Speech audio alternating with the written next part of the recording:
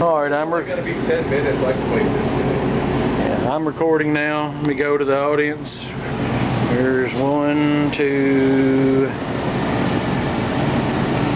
3, 4, and you heading this way?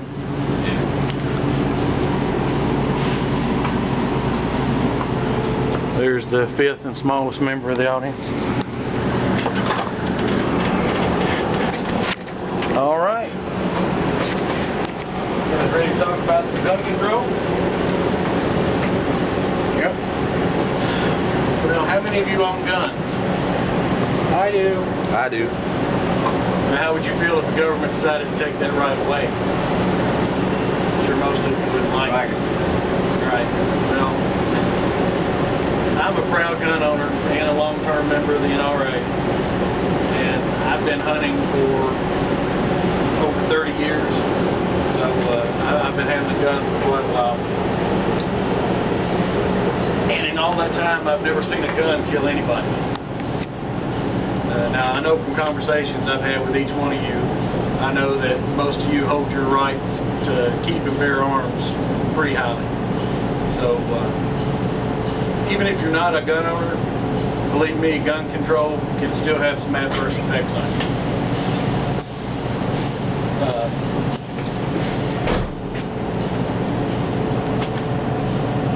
Today I'd like to persuade you that gun control is not the answer to gun violence. Basically, it just doesn't work. Gun control doesn't prevent gun violence. In fact, in a lot of cases, it actually makes it worse. Gun control activists would like for you to believe that their only motivation behind gun control laws is to decrease gun violence. But history shows us that a lot of times there are a lot more sinister motives behind this. I'll demonstrate today why gun laws don't work and hopefully explain some of the myths behind some of the popular thought behind these gun laws. First, let's move on to why gun control doesn't work. Gun control laws don't work because they don't keep guns out of the hands of criminals. Criminals don't obey the laws. They don't obey the laws we have now.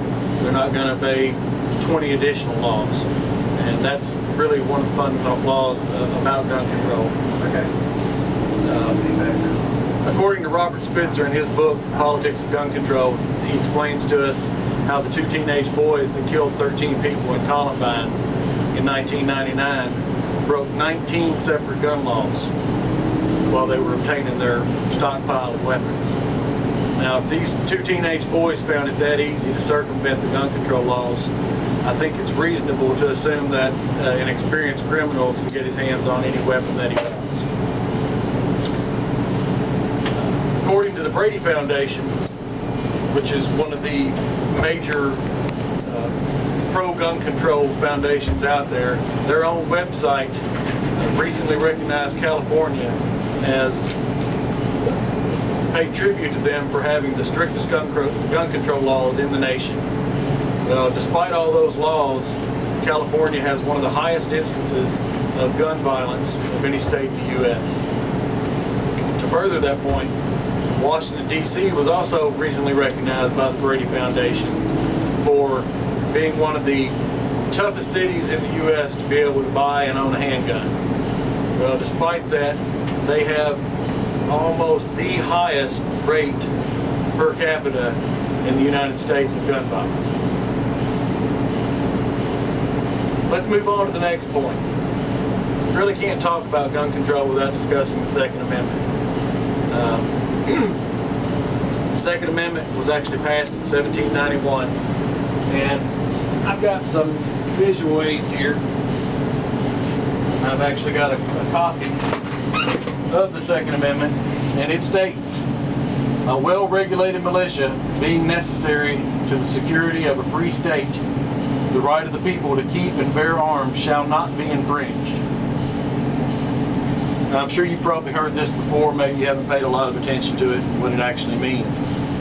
You'll hear a lot of gun control activists argue that the founding fathers couldn't have possibly had the assault rifles and fully automatic weapons in mind when they wrote this. Now, contrary to that belief, these guys were far ahead of their time. You know, these were very insightful men, and I'm sure that they knew technology was going to advance. Furthermore, we don't interpret the law that way, not this law or any other. That would be just like saying that the freedom of speech only applies to things that are written with a quill pen on parchment paper. You know, it just doesn't hold water. Another argument that the gun control activists will use is the wording in the Second Amendment where they mention militia. They like to say that since it implies militia, that it's only should only cover people like the military and police, people that are actually defending our country.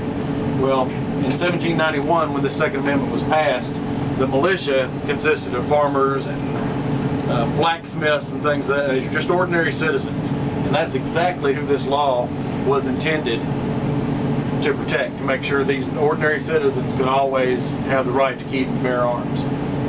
So that's another fallacy. Remember, the Revolutionary War was still fresh in these people's minds. A lot of these guys actually fought in the Revolutionary War. And if you think about it, the Revolutionary War was fought not with a big trained group of soldiers. A lot of these guys were just ordinary citizens, and if they didn't have the right to keep and bear arms, this great nation probably wouldn't even be here right now. So that's something to think about. Well, let's move on to our next subject.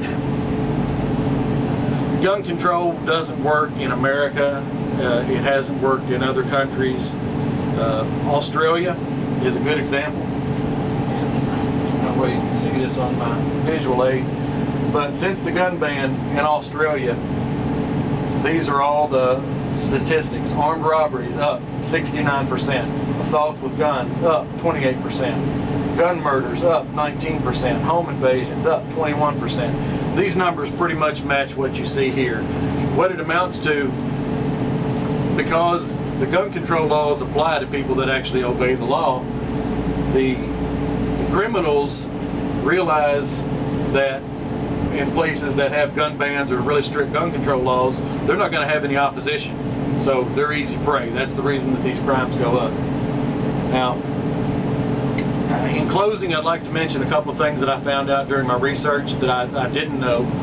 One is that Hitler passed gun control laws actually making it illegal for the Jews to own or possess any guns before the Holocaust. And he did this for one reason, to make sure his soldiers had absolutely no resistance. And this isn't the first instance or the only instance that gun control bans or gun control laws went into effect preceding a genocide. Now, I don't think that's going to happen in America, and I'll tell you why. America makes up 4% of the world's population, but the private citizens of the United States own 50% of the world's guns. 50%. That's a pretty staggering number. That's probably the reason that we haven't been invaded by any foreign countries, and that's also the only thing keeping our government honest. That's really the bulk of the material that I have. I just want you guys to think the next time that you have occasion to use a gun, give a little bit of thought to how important it is to have that right, because a lot of people don't, and it really should mean something. Thank you all for coming. Ready to go back and scan the audience. 1, 2, 3, 4, 5. Thank you.